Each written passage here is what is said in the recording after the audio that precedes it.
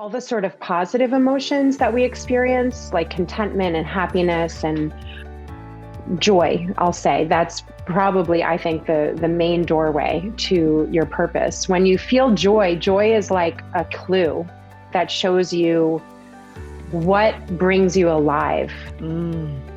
And we want to be following the path of the things that bring us to life, right? Joy like brings you closer to life.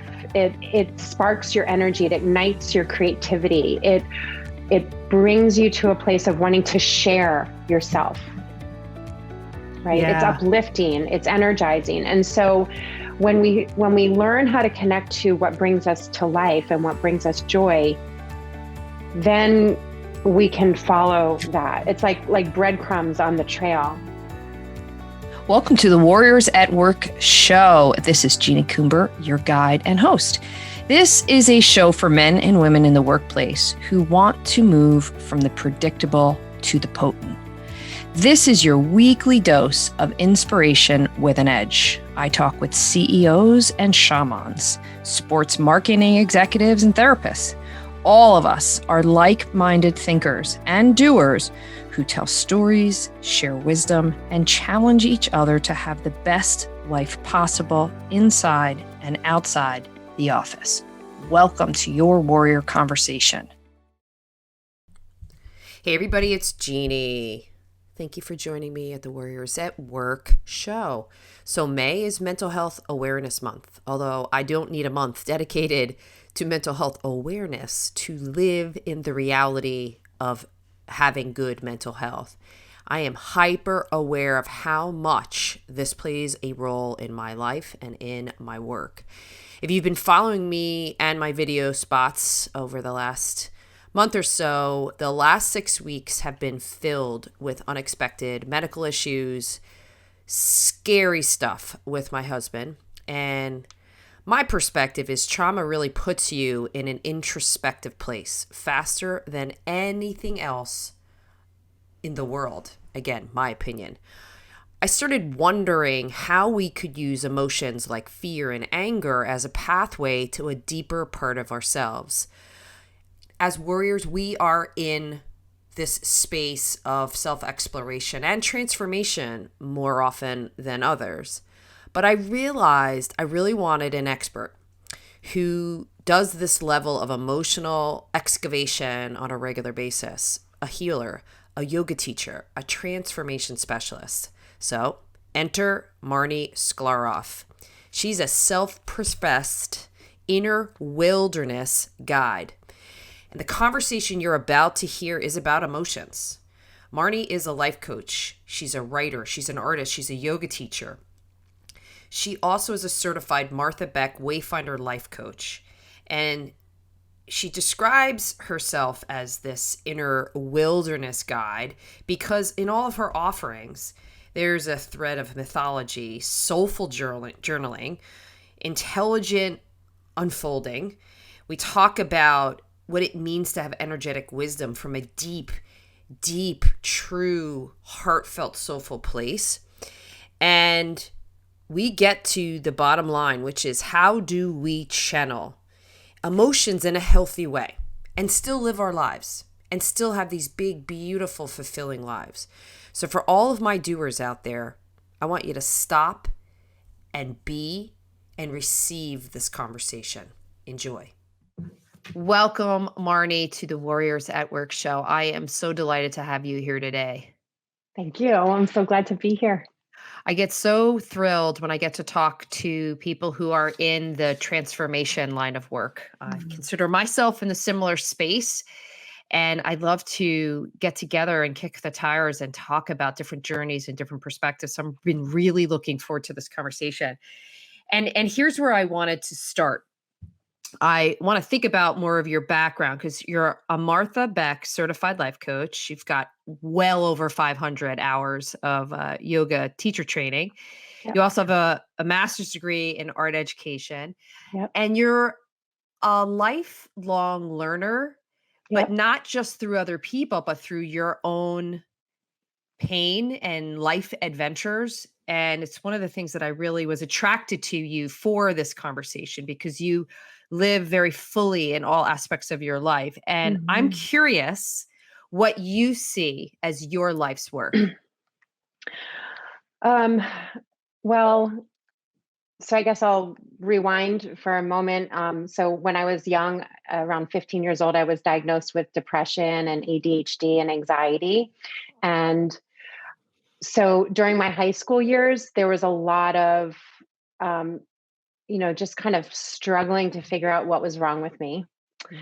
And then I found yoga after I graduated college. I took my first yoga class in Berkeley, California. And it was for the first time in my life where I felt like there was something right.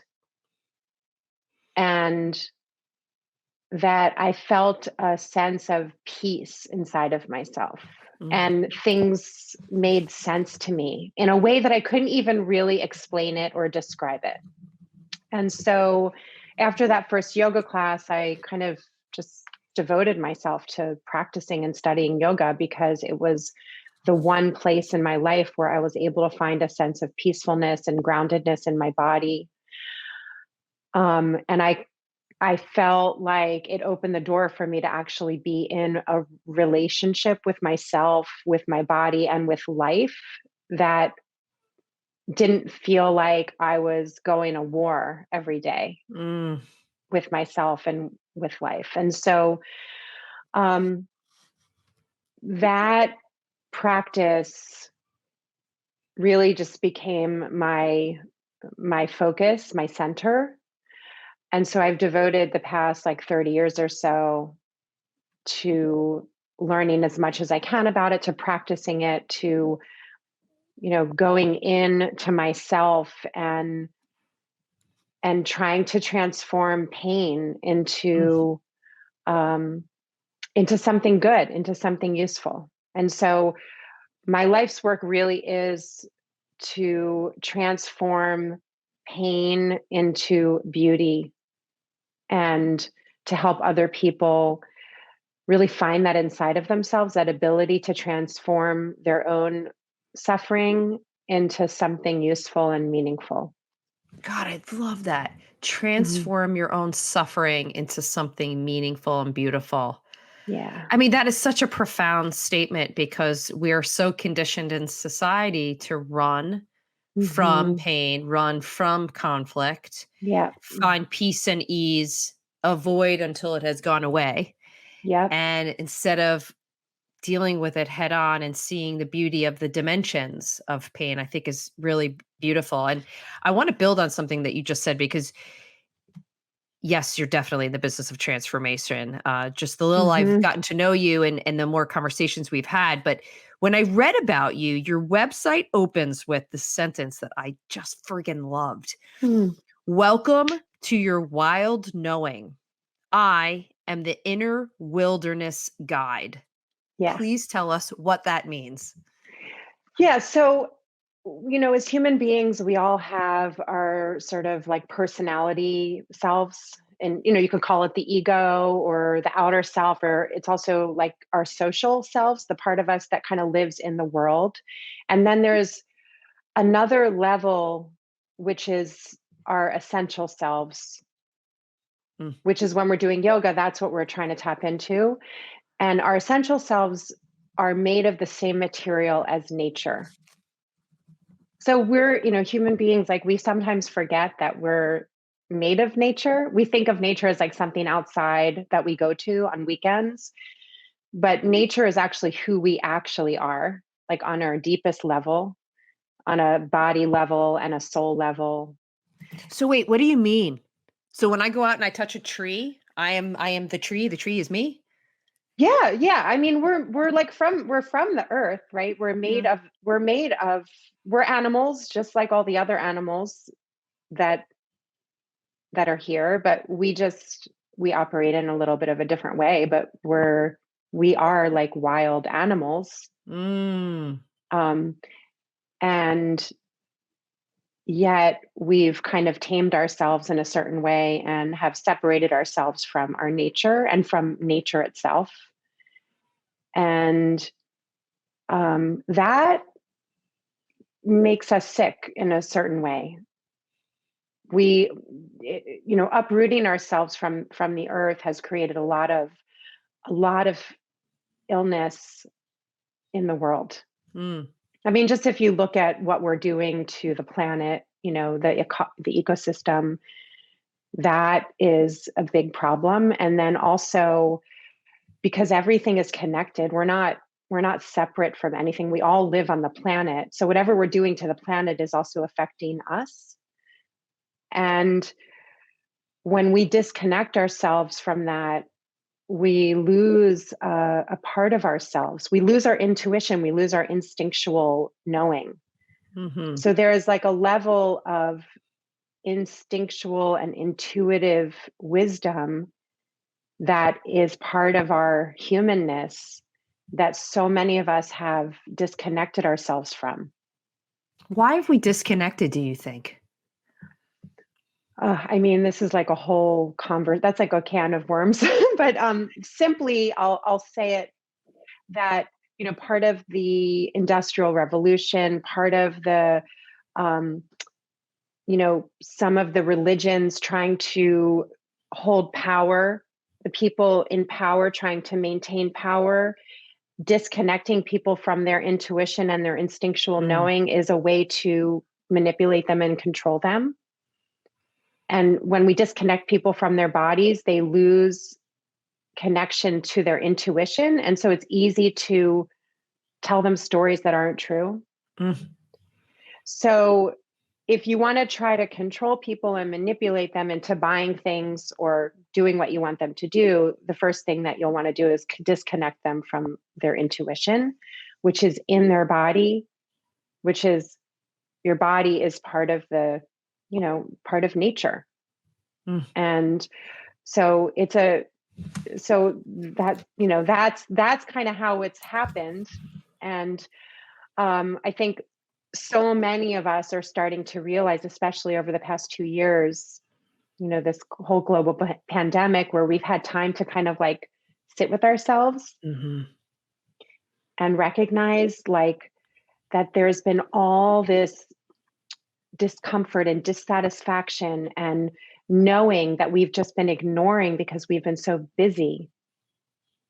And so now that we've had time, and many people have been spending more time outside actually because of the pandemic. So people are starting to wake up and realize that they're knowing inside of their bodies what they feel and what they know in their bodies is the truth. And so I think people are starting to realize this. Wake up. Well, we're going to peel that back because I want to get into the work that you do with clients, not just in the yoga classroom, but the things that you're doing one-on-one. You talk a lot about emotions in your work with clients. Tell us, what are the most common emotions you're working with and why? What I see most often is anxiety and depression.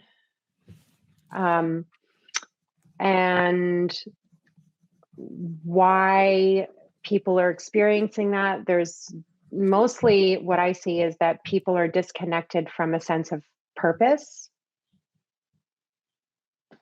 And they have been doing things that aren't actually connected to their natural and inherent gifts. And maybe they're good at what they do because they've, learned and they've studied and they have been doing it for some time, but they don't feel connected to a deeper purpose or meaning in the work that they're doing.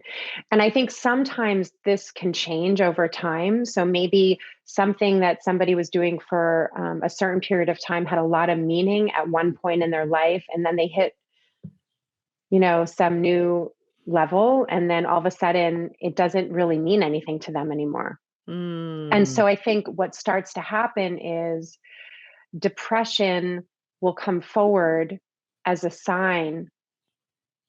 I see the emotions as part of our wisdom body. And what that means is like they're part of your your instinctual, intuitive knowing. They're part of your humanity. Humans, we have emotions because they actually give us the exact right energy that we need in order to do what needs to get done. Oh, wait, you need to say that again. Say that again. So our emotions give us the right energy that we need in order to do what needs to get done. I almost want you to like put that on a bumper sticker as encouragement for being with our emotions. Yeah. You know, when I think about the work that I do in the world as an executive coach inside of organizations, the leaders that I talk to day in, day out, we've started to see more space for emotional conversations. Just the fact that we can use terms like mental health in a very open and happy, constructive, evolving way, I think is a really important indication of the world that we're hopefully going to be moving into. And I think what you just said is so important and such a great reminder of the work. I also want you to share with us. So you talked about people being disconnected with their intuitive self and they're losing their sense of purpose, or they don't know what their purpose is. How do you help them find that? Well, so your emotions actually are the key to your purpose, because emotions like joy and pleasure and all the sort of positive emotions that we experience, like contentment and happiness and joy, I'll say, that's probably, I think, the main doorway to your purpose. When you feel joy is like a clue that shows you what brings you alive. And we want to be following the path of the things that bring us to life. Right? Joy like brings you closer to life. It sparks your energy, it ignites your creativity. It brings you to a place of wanting to share yourself. Right? It's uplifting, it's energizing. And so when we learn how to connect to what brings us to life and what brings us joy, then we can follow that. It's like breadcrumbs on the trail. But what happens is people are, they've either lost connection to what brings them joy, because the culture tells us like, oh, this is what's supposed to bring you joy. This is what you're supposed to care about. This is what you're supposed to feel satisfied with, right? There are all these like cultural stories about that. And then we can often get disconnected from what actually brings us joy, because it's individual. What brings me joy is going to be different than what brings you joy, although sometimes they can cross over, right? But when people lose the connection to what brings them joy, that's when sometimes depression will come forward. And it will start small, like you'll feel little moments of apathy or sadness or whatever, and then we're trained to ignore that and just keep going. And so we ignore it and we just keep going, and then over time it starts to, this is like when people like start to spiral and it starts to get bigger, and then the depression is like a stop. It'll just stop you when it gets bad. When you've ignored it for a long enough period of time, it will stop you on your tracks. It will, people get stuck in bed. They don't want to go outside. It can get really bad. And so what I try to help people do is, start paying attention to the small signs and learn how to listen to their body's signals, because the body is always talking. But we're so trained in our culture to just not listen to our bodies and not pay attention to our emotions or what we feel and what we know. And so people get themselves stuck in a long-term depression, and then they don't know how to get out of it. And part of what I have to do is help them connect back to their joy. And that's, once you're in it, it's really hard because nothing feels joyful at that time. God, it's so important what you just articulated. And I just want to echo something that you talked about, is that feelings that go unaddressed show themselves at some point. Yes. So for me, and I've talked about this, I've suffered with panic attacks for years. And having gone through a pretty significant personal issue recently with my family, they became pretty significant. And for anybody listening or watching that's had a panic attack, they are just beyond terrifying. And sometimes they can hang around for a couple of days. It's not like you'll have an episode and it dissipates. But what I've learned is it's my soul trying to tell me something. Yeah. Keep stuffing it down, saying, but I have so much to be happy for. I have so much to be grateful for. And I shouldn't be thinking those things, but it will keep showing itself until I'm ready to look at it and say, trying to get your attention. You keep ignoring me. This is how I'm choosing. This is how my system tends to show me what I need to look at. And so I've gotten comfortable with letting it show up. And it's usually at the worst time, right? When you are trying to do something else. But I look at it now as like an old friend. That's right. I haven't paid enough attention there. I need to sit with that. Sometimes it's even just having a really good cry, because the other side of the pain is the joy and the happiness and the balance and the fulfillment and all the things that we crave in life. And I love that you are really helping people figure out their path back to joy, back to themselves. Yeah. Do you notice when the panic attacks happen, like before they happen, are there like smaller signs like that your body's telling? Yeah. It's maybe a subtle headache. I'll feel flushed. A lot of times it's exercise induced if I'm pushing myself too hard at the gym instead of doing the emotional work. Where I'll just say, oh, I'll get the angst out over here. Sometimes it works, but not lately. Lately it goes, you shouldn't have done that because I'm still here. And now I'm bigger, I'm stronger, and I'm going to be louder when I grab a hold of you. Yep. Yeah. What I think with anxiety, which panic is a extreme version of anxiety, is that anxiety is an action energy. The emotions, you could connect each one to one of the 5 elements. So depression is like water energy. It goes down, right? It goes down. It emotions, when they're healthy, are flowing, right? Emotions flow when they're healthy. When they get stuck, that's when they turn into something like panic or depression or, whatever. Hatred is an extreme version of anger. When anger stops flowing, it can turn into hatred. The depression is sadness. Anxiety and fear is like an air energy. And so it moves. It goes up, right? So depression goes down. It's like water goes down. Anxiety goes up and anger goes out, right? So anger is like fire energy. And so where people usually feel the anxiety is in their chest and their throat. And it kind of pulls you up out of the ground and it pulls you up out of your body. And when it's healthy, it's actually going to get you moving. It's going to get you to do the thing that needs to happen.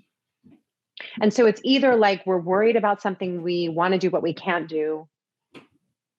Right. And that's when it can get stuck, is when when there's something that needs to be done and we can't do it. Ooh, that's good. So you said there's 5. So you said 3 so far. What are the other 2? So there's earth, which is like contentment and satisfaction, right? And these are like all the things that are just kind of like keep us in our ground. And then water is like sadness and depression and like apathy. And fire is anger and hatred. And air is fear. And then space and ether, I guess it's more like the 4 elements. I don't know what I would connect to the 5th element. That's I have very to think cool. about that. It makes so much sense too, how Yeah. you just articulated that. So yeah, I'm curious from your standpoint, why do you think we're not encouraged to explore our emotions, especially in a work environment? Right. Well, because I think that, first of all, they're not comfortable all the time. And I think we've just been living in a culture that when people feel their feelings, it it's messy Mm, and it's uncomfortable, and there needs to be communication, and there needs to be like um, the proper like safe setting for people to feel the uncomfortable emotions. And so we're just all used to kind of stuffing them down mhm. when we go to work, because that's what you sort of have to do in order to like do all the things that need to get done. And then we either go home, and a lot of people like there's explosions when they get home, or they kind of stuff it down more. What are the things that we do? We like binge watch Netflix, or we drink a glass of wine, or Or we a do bottle. whatever, or a bottle of wine. Yeah, whatever. We do whatever we do just because like we have all these feelings that we haven't been like processing or dealing with. And then we get home, and it's going to come out, or it's going to make us sick, right? It's either Mhm. going to get stuck in our bodies somewhere, or it's going to come out in an unhealthy way. And so what we want to learn how to do, and this is, we've just not been taught this. So I think people, we just don't know how to do it yet. But I believe in us, and I have hope that I think we can learn how to do this, that we have to learn how to, first of all, feel our feelings. Mhm. And then like, how do we communicate them or express them in a way that doesn't cause harm? And that's the complicated piece of it, because Mm. we're mostly taught to either express them or repress them. And when we express them, we're not usually taught how to express them in a way that doesn't cause harm. That is so true. So true.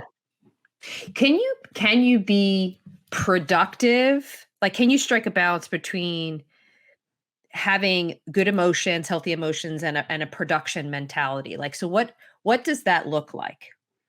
Yeah, so I definitely think you can. And I think a big piece of it is learning how to channel our emotions in a healthy way.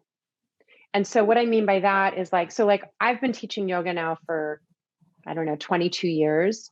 And I've rarely ever had to skip, I've taught, like I've never had to take off from teaching because of a depressive episode or a time of anxiety. And I've had plenty over the years. But what I've learned how to do is to, whatever I'm feeling, I can still like show up and be present Mm. with people, with myself, with my work.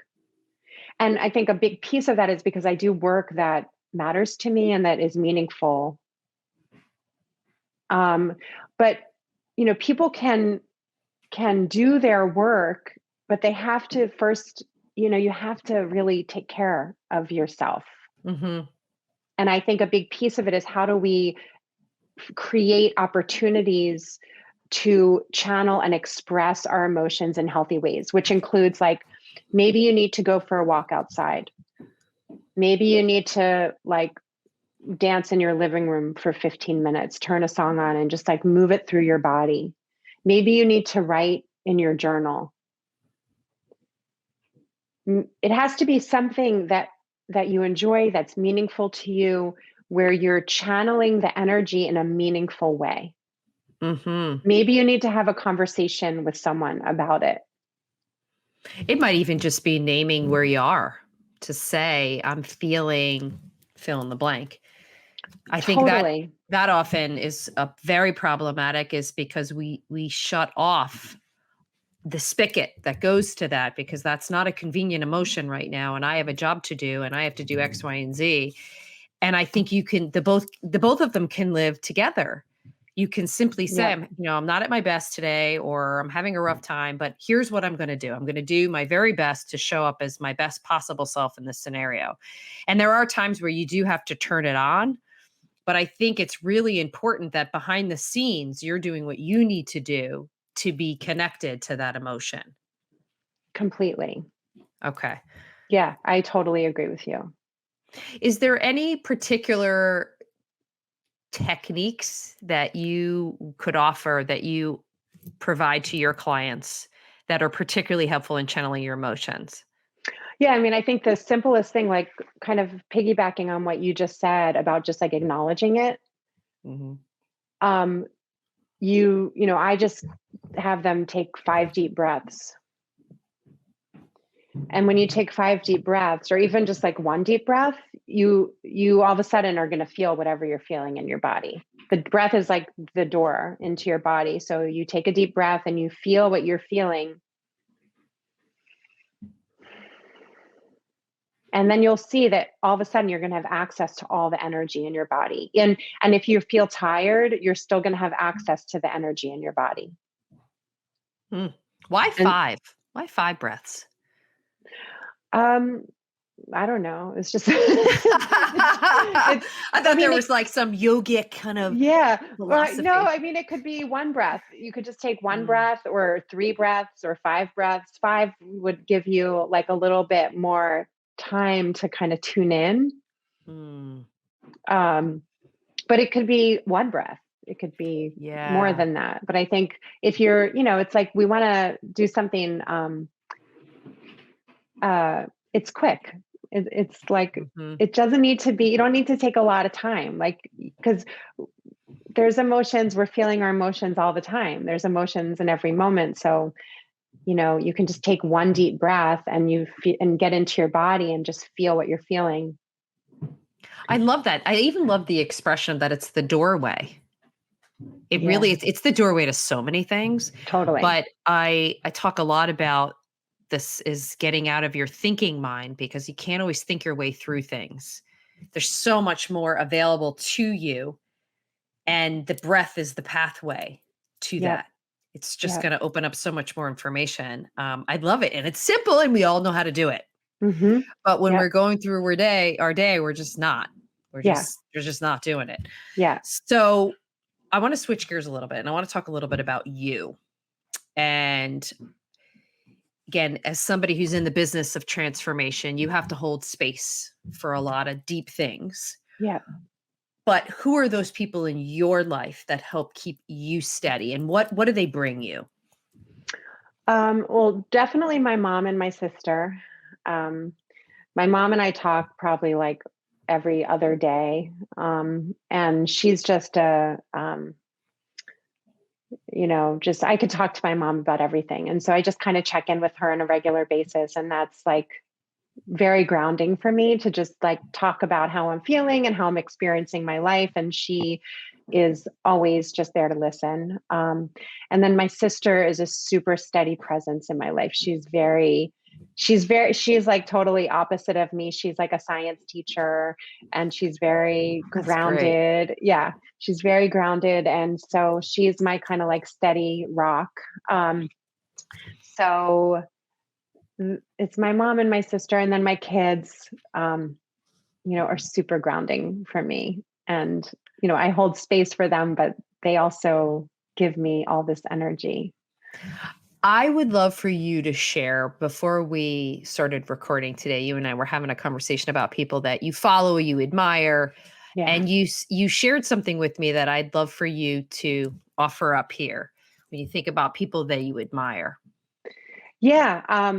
So Glennon Doyle and Elizabeth Gilbert and Cheryl Strayed, all these like women writers who have experienced like their own transformation and have gone through a lot of pain and have used that process and what they've learned from their own pain to bring beauty into the world and to inspire other women. Um, so that is inspiring to me. Mm. Are you going to be writing a book? Yeah, I'm working on it now. And what's going to be the theme? So it is about my journey from being diagnosed with depression and ADHD and anxiety when I was a teenager. And then, the whole past like 30 something years of working with it, living with it, processing it, healing, and all the things that I've learned from yoga and the practices that I've developed that have helped me stay in my center through all the ups and downs and the challenges that I've experienced. And so I want to, do what this is something I've always felt that I wanted to take my own suffering and my own pain and bring, transform it into something useful. I mean, I think that's like what we all want to do ultimately with our lives, is like, we want to somehow have a positive impact on the world. Be a conduit for good. Yeah, exactly. Yeah. Taking whatever our life lessons are instead of like hiding, only look over here. Yeah. It's like, well, here it's for everybody to look at and learn from.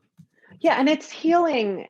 I think it's healing for the individual who gets to do that, like it's healing to show ourselves to the world.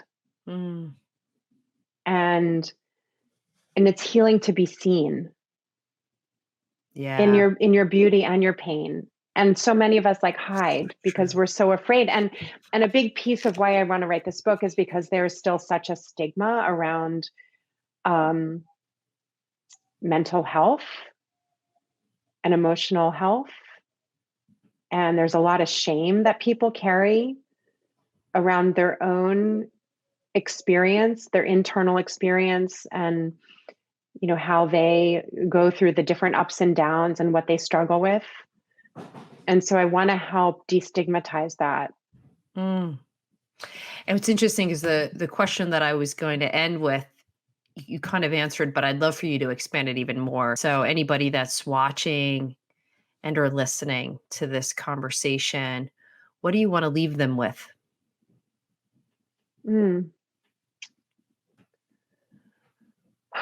I think the main thing is that this is kind of what I see in the world, is that we really need to connect to an inner sense of dignity inside of ourselves, and connect to the dignity that's inside of each other, to the other people. And I feel like that's missing in a lot of ways. At work, people are being treated. I coach a lot of people who are in, the corporate world, and so much of their struggle and their pain is because of these environments where people's dignity is not being acknowledged or honored. So it's like there's these toxic work environments. And that is creating so much stress inside of us because we're not treating people as human beings. We're treating them as like production machines. And I think that's a problem. And so I think about like inner dignity, like when we connect to our own inner dignity and then connect with other people in that place. I think that's the key. Even the word dignity is not a term that you hear a lot of people say. Yeah. Is connecting with my own dignity and let me see the dignity in you and let that be the pathway for our relationship or our connection. Yep. Very cool. Marni, this has been an amazing conversation. I could literally talk to you for hours. I have so many things that I just learned from this conversation, and I'm really grateful for your heart and for you being you in the world, and looking forward to reading this book when it comes out. Thank you so much. It was really great to connect, Jeanie. Thank you. Thank you for joining me for another episode of the Warriors at Work show. If you are interested in learning more about what we do at the Warriors at Work show and platform, be sure to go over to my website, Jeanie Coomber, and subscribe to my monthly Warrior Playbook newsletter. I share everything that I'm up to month by month, as well as some lessons and insights that I've learned. I'm also interested in hearing any feedback you have about this conversation or future topics. So reach out to me directly on jc@jeanniecoomber.com or on LinkedIn. Be sure to tell your friends and your colleagues about this Warriors at Work conversation. Subscribe, review, and rate us. It's the best way to get this message out into the world. Be well.